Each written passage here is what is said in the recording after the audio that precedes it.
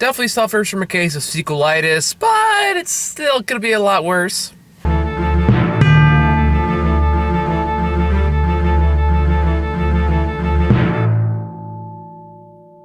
Hey guys, just me tonight, mostly because my schedule is like super tight this week, and I just need to get at least one of these done. So this was the only night I could see a fucking movie. It's Thursday. This week has been insane. But either way, we got to it, and I was like, okay, do I want to see this or Maleficent 2? And I'm like, all right. I grew up on the first Zombieland. I feel like that's appropriate for me to talk about, and that's something I can talk realistically about solo. So. Yeah, I saw Zombieland 2 Double Tap, which is, of course, a sequel to the original Zombieland that came out in 2009. So I was about 17 when the first one came out. And it's watching this movie, really kind of made me realize how much of a time capsule the first Zombieland was. And I love the first Zombieland, by the way, in case anyone's wondering before I get really into this. Preface this, I loved the first Zombieland. I remember seeing it in theaters back when I was still living in my small little hometown, my crappy little theater, and I just remember, I went there expecting nothing. I remember just having a blast. I remember having so much fun with it, and it really did kind of feel like lightning at the bottle at the time. It was a movie that came out at, like, the perfect time. It was, like, right when zombies were starting to get, like, really high in popularity, but it wasn't quite at its peak. And it literally came out the year before the first season of The Walking Dead, which is just what oversaturated the market. It was post Left 4 Dead and pre-Walking Dead, so it really hit right in the middle of that sweet spot. Hold on, I'll be right back. I got a phone call. Sorry about that. Yeah. So as I was saying, Zombieland's really hit that sweet spot, and it definitely kind of hit a lot of those markers of that early 2000s era. And it kind of knew what it was going for back then. You know, it had charm, it had a unique identity for the time. It took the zombie genre in a different context than we're used to seeing at the time, so it was kind of refreshing in that way. And it was fun. That was the important part. It was fun. It had a likable cast of now all like award-winning actors. I think this was like one of Jesse Eisenberg's first movies. Now that I think about it. But, yeah, and it was just one of those movies that kind of came out of nowhere, blew everyone away, and it's developed a really strong cult following, so I guess it's gonna join the leagues of Zoolander and Dumb and Dumber and gain a sequel way past the time it was okay for it to get a sequel with Zombieland Double Tap, which is okay. Like, I didn't love it, I didn't hate it, I thought it was just okay. The problem with doing a sequel to a movie that really kind of had a unique, kind of gimmicky identity, it worked well for the time it was made. Now, the problem you make with sequels like this is, whenever, sorry, I know I say this every single time I do a solo review, but I really am really fucking tired.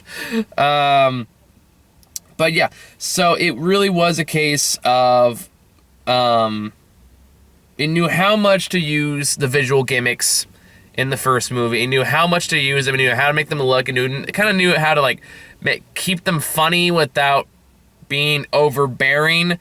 But the problem we have with the sequels is, the parts that worked on the first time they really were the gimmicks. They helped, but they weren't, like, what worked the most. It really was the characters and their chemistry and the actors, and they're all having a good time, and it was the fun visuals and unique camera shots. That's all kind of made the first one fun. It wasn't really, like, the fourth wall breaking. It wasn't really the whole listing all the rules and all that stuff and all the visual gags in that way. That really wasn't what made the first movie. But the problem is that's what they doubled down on the most in the sequel, and that tends to be a little distracting. And so there's a lot more of the visual the visual gag stuff, like the whole first part of the whole first 5 minutes is all talking about these new kinds of zombies that are coming up, like they have like what was the Homer, which is like the really dumb zombies, the Hawkins, that was, I guess, like smarter, more clever zombies, and the ninjas who are like really sneaky zombies. Only the Homer comes up in the entire rest of the movie, so I don't even know why they bothered creating 2 other subcategories to this. The other rest of the zombies are, and this is going to spoiler territory, are these newer, tougher zombies they call the T-800s, because I guess they can just take a lot more shit than the rest of the zombies. And they, I guess, become like the central antagonist of the film, or at least the overarching threat. So I'm trying to think of where to really start with this, because like okay, let me talk about what worked in the movie. Like the original actors, like Emma Stone, Jesse Eisenberg, Woody Harrelson, and I'm blanking on the other one's name, Little Rock. I'm just gonna call her. They're all still really good. Although Little Rock is for being like one of the characters that like starts the inciting incident. It's kind of amazing how little she actually has to do in the movie. And how little time she actually spends with the majority of the main cast until like the very end, which is another problem which I'll talk about later. But anyway, because but like Jesse Eisenberg, Woody Harrelson, Emma Stone, they all still work great together. They're all having a lot of fun. When the movie really just lets them kind of throw out quips and be sarcastic with her, that's where the movie really shines. Like those are the characters that still work. I swear to God, it's been every fucking review lately where his fucking car alarm has gone off. I'm gonna try to talk through it. Hopefully it'll stop pretty soon. It looks like I got a group of... Oh, yep, there it goes. But this time they're joined by newer characters. In this case, one of the other main new characters in this is Madison, who is this dumb blonde. And that's pretty much it. And I think that's one of the big disappointing elements of this movie is the fact that, and this play up a lot more in the trailer, they try to like introduce new characters like throughout the movie, but the ones that aren't killed off fairly quickly aren't really given a whole lot to do either. Like one of the main new characters in this movie is Madison, who again is like the stereotypical dumb blonde. She wears all pink, she likes prissy things, and she's introduced after Jesse Eisenberg proposes to Emma Stone, and she freaks out and leaves with Little Rock, and he runs into her, and they fuck, and then she comes back, and oh no! But then she's just kind of there for the rest of the movie. Like, you're kind of waiting for them to do something with her, like, you're kind of waiting for them... wasn't really expecting any big twists with it, but it would have been kind of nice if they did something, and it felt like for a little bit maybe they were going for that, because this is going to spoiler territory. It turns out, like, after a zombie attack, and they end up in a minivan, which is one of the funnier reoccurring gags in the movie. It looks like she starts turning into a zombie, and then they do, like, a fake-out death scene where Jesse Eisenberg goes up there and in his words, teaches Lenny about the rabbits. It's like, oh, okay, that's, all right. I can approve of Mice and Men references now and then. But you don't see her get blown up, which means you know she's still alive, and of course she comes back. But at least at that point, up till that point, it felt like at least they were doing something, which tells me that she probably stayed dead in her earlier draft. And I don't know. I guess maybe they just didn't like it. I don't know. But when she does eventually make her return, like she really does nothing else, and she's just kind of there. And even when we get to the climax, she's just there. So it's like, okay. I guess they need a reason for Emma Stone and Jesse Eisenberg to be mad at each other, but it would have been nice if she, like, did something. And that kind of goes for a lot of the characters. A lot of characters will happen in the trailer. Rosario Dawson plays a character, and I love Rosario Dawson. Rosario Dawson's great. But again, she's kind of barely in the movie. At least she does, like, serve an overall purpose, or at least, at the very least, she does something in the movie, but she's barely in it. And the movie, and the trailer's really hyped up that she's in it, too. She's basically there to, like, act as a romantic foil for Woody Harrelson, and then she comes with a big monster truck in the end, which is cool. I'll agree with that. But then the trailers also make a big deal about, like, the doppelganger, I'm blanking on the characters' names. The doppelganger Woody Harrelson and Jesse Eisenberg, and how, like, oh, look, there are people that are just like these ones. Isn't that weird? But they're also way more supportive of each other. But I guess, like, after, like, maybe 2 or 3 scenes together, it turns out they're both bitten by zombies. And then that's it. They're done. They're gone from the movie after that. So it's kind of like, okay, well, a great divergent, but it's still kind of pointless. And And I get that the first movie was kind of a series of vignettes, because there was really supposed to be a TV show. And the problem here is, like, this movie tries to do the same thing, but the thing that kind of made it work in the first Zombieland movie was the fact that it was kind of just those 4 central characters. So you can kind of go from, like, place to place and, like, put them, like, in a road trip style movie. And you can make that work. You can make that work as a series of vignettes. But when you try to introduce, like, newer characters in there, and the characters that you feel are supposed to contribute in some large way to the plot ultimately amount to nothing, that's kind of when you run into problems. That's when it stops being fun. It comes like, well, okay, you spent a lot of time establishing these characters and their personalities and their history and all that stuff, only to kill them off in the very next scene. So what was the fucking point of that? Just so you can have, like, basically, just so they could be measuring dicks in their own unique way for, like, a scene, using all kinds of kind of obnoxious visual cues, and then just kill them off. It was like, okay, that was a way to kill 10 minutes, I guess. And there's kind of a lot of that. Like, the whole inciting incident is that Little Rock is really tired of being stuck with these 4 people. She wants to find out if survivors like her around her age. She wants to meet boys, do all that stuff. So she runs off with a guy named they call Berkeley because he's from Berkeley. And he, like, this is, I guess, their commentary on, I guess they're trying to project, like, 2000s hipsters to 70s hipsters, and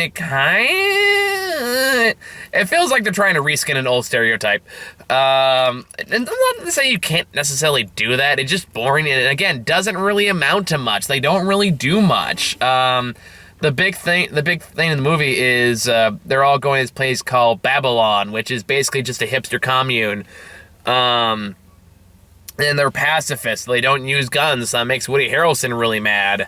And yada, yada, yada, yada, yada. And the climax of the movie turns out these T-800 zombies are going to invade this Babylon place. But oh no, they don't have guns, so they got to find other ways to defend themselves. But here's a few problems with the climax in the movie. And I know I'm kind of skipping ahead, but honestly, most of my issues are with the plot, so that's where I'm going to focus the most. The writing, for what it is, it definitely tries to do the Deadpool thing and kind of more obnoxiously break the fourth wall. The first movie kind of walked a fine line, but this, again, this one kind of doubles down on, in my opinion, the wrong elements, and it doesn't quite work as well. I didn't hate it, and I wasn't, like, angry or frustrated. Someone's like, it's just not really that funny. Where was I going with this? Oh, yeah, the Babylon climax. So, yeah, which is like, and the first climax was a lot of fun. Like, it took place in an amusement park, which means you could do all kinds of cool set pieces involving, like, shooting stuff on the rides, and like, there was a lot of fun set pieces you could do with the carnival or like a amusement park, and the first Zombieland really took advantage of that. This one's kind of a hipster commune, and it doesn't feel like it takes, and a coolly designed hipster commune, I'll add. Like, the design of the actual Babylon actually looked pretty cool. Like, they have this giant skyscraper where they renovated, like, the rooftop to have this, like, cool, like, kind of relaxing vibe to it. It's like, okay, that's actually kind of cool. And as far as, like, Cyberplex, yeah, I can see how that would work. That's actually a pretty cool design.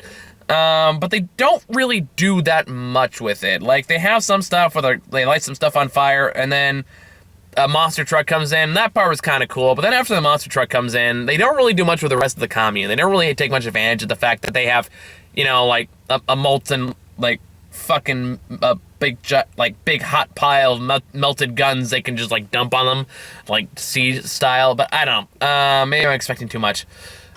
And, like, the final shot with, like, the final climax, how they eventually beat them, is still kind of cool in its own way. It's just not as interesting. It's not as fun. I still had some fun with it. It doubled down on the wrong elements, in my opinion, and the stuff that adds that's new, it doesn't explore nearly enough to be interesting. Like, all the new characters are kind of stock characters. The character of Berkeley, when he's on screen, doesn't really do much except go, hey, I'm a hipster. I play guitar and I smoke pot. That's my entire character. And, none of them really have the instant chemistry that the original 4 have. And even then, like, of that 4, Little Rock is not with them much at all through a majority of the movie, which is just kind of disappointing. And then when they do finally reunite, when they do get to Babylon, when they do meet up with Little Rock again, and they do all the huggy hey, first off, she still acts pissy that they're even there. Like, oh my god, you guys are embarrassing me, even though, you know, like, they traveled, like, presumably hundreds of miles to fucking find her, so, you know, at least pretend to be happy. And then, but we don't get to spend any time with this commune and everyone in it before we find out their big zombies are on their way. So when they actually do, like, we need to defend this town, this is our home, we need to defend it, yada yada, we're no more rotting. It's like, there's no connection, there's no emotion, there's no need, there's no there's nothing there. There's no reason for you really to be that invested in it. At least in the first movie, there was a strong enough connection between Jesse Eisenberg and Emma Stone that you cared about their relationship. So that way, that's what made that finale more like you were invested. You were investing in these characters. You want to see them happy. You want to see them together. So that's when that's why that mattered in the first one. This one, you don't really have that. It just kind of like, we need to protect this commune that we just joined literally this afternoon. So it's just more like, okay, well, some of the explosions are fun, and, you know, the zombie action's still good. It's well shot.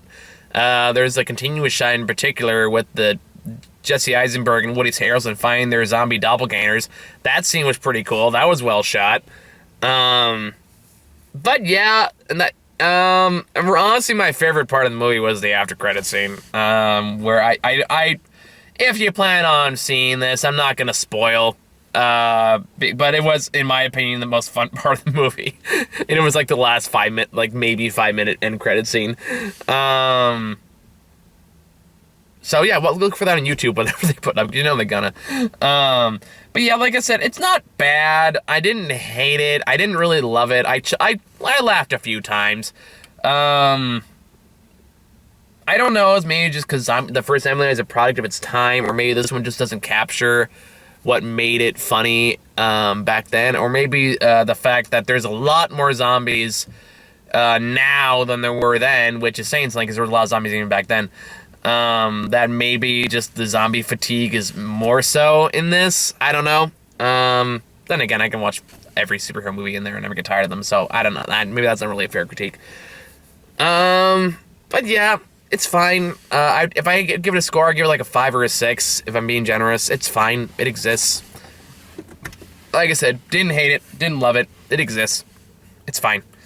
So I'm gonna quickly go over some trailers. Try and focus mostly on the ones I haven't. I mostly read on the ones I haven't really seen before. The ones that, yeah, basically, I think just wrote down the trailers that I haven't seen 5,000 times. So like that means like, I got one for The Turning, which I think is like, oh yeah, that's the ghost movie. It's like fucking Eleven's boyfriend plays like this kind of douchebag kid along with her sister, who's like much more charismatic, but both are like doing. But like, yeah, we live in a haunted house. We just kind of accept it, kind of an attitude. Like the old, so yeah, it's about this nanny. He goes in this creepy old house to watch these two kids, and it turns like the house is haunted or something's going on with the kids or whatever. And the older brother is like this really kind of emo kid who like dramatically plays his drum set to defy her nanny, who's going, please stop. And then the music like goes to the guitar beat. I was like, oh yeah, teenage rebellion is so scary. Meanwhile, the little girl is kind of fun. Like there's this part where the nanny just goes, what happened to your last nanny? And she just goes, I don't know, I'm not gonna tell you that, like in this really kind of tongue-in-cheek way, which honestly scares me a lot more than like the kind of maybe demon brother, because it's like, because she says it kind of like a normal little girl, not like trying to be creepy, just like, no, I'm not gonna say it, kind of like I Love Lucy kind of a way, so it's kind of like, alright, that kind of worked for me. So yeah, that looks like a generic horror movie. Then we got Dr. Sleep, which is the sequel to The Shining, with Ian McGregor, and I love Ian McGregor, even though he does do a lot of shitty movies. So that could be good, maybe. I don't know. The first Stephen King movie this year kind of disappointed, so we'll see. And then the last new trailer I got was for Bad Boys 3, which I have no personal attachment to the Bad Boys franchise at all.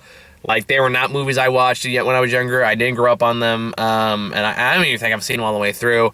I like Will Smith when he's charming. So that might be worth watching for that alone. But yeah, I have zero attachment to the Bad Boy franchise, so I'm really not banking on this being anything for me. I don't know. We'll see. Other than that, I think that's really all I have to say about this movie. Yeah, Zombieland 2. It's fine. It exists. So I'm good. I'm pretty much done for this week. I'm trying to do some catch up next week because I got a lot more free time. So I know I gotta go see Maleficent 2 still. That one's I'm definitely gonna try to make time for that. And then as far as whatever else comes out, I think The Lighthouse comes out next week. I do want to see that, even though Muha saw it. He wasn't a big fan, but I still kind of want to see it just to make my own opinion. And there's one other movie coming out next week that I'm totally blanking on, and it's gonna bug me. And I gotta look. Countdown. That's it. That was the movie I gotta go see this week. Countdown. That piece of shit. So yeah, that one might actually be kind of fun. So I think that's all we got. Well, all I got. So thank you guys for watching. See you next time.